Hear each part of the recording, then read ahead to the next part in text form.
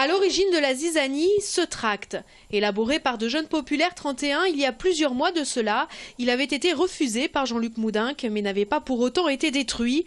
Une jeune militante aurait pris l'initiative, dimanche 6 octobre, d'en distribuer 500 exemplaires à Saint-Cyprien. Seuls 50 tracts sont partis avant que l'UMP ne stoppe leur distribution. Il se trouve qu'à l'époque, on était à une période de vacances, on n'avait pas de responsable des jeunes populaires, puisque Guillaume Brouquière avait démissionné et que Guillaume Riban n'avait pas encore été nommé.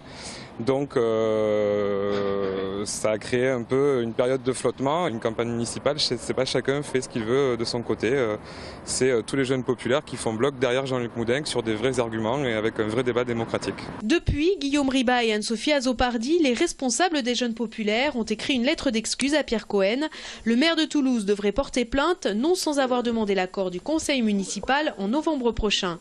Une injure, c'est le fait d'adresser à quelqu'un, publiquement bien sûr, une qualification qui est de nature à le déconsidérer.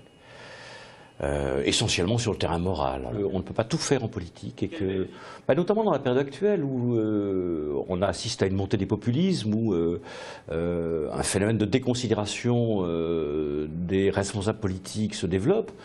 Je crois que tout ce qui est de nature à dire que ce type de discours est inacceptable doit être tenté à l'heure actuelle. Jeudi prochain, les jeunes populaires doivent se réunir afin de juger si le tractage est simplement maladroit ou bien intentionnel, le tout afin de décider d'une sanction en interne.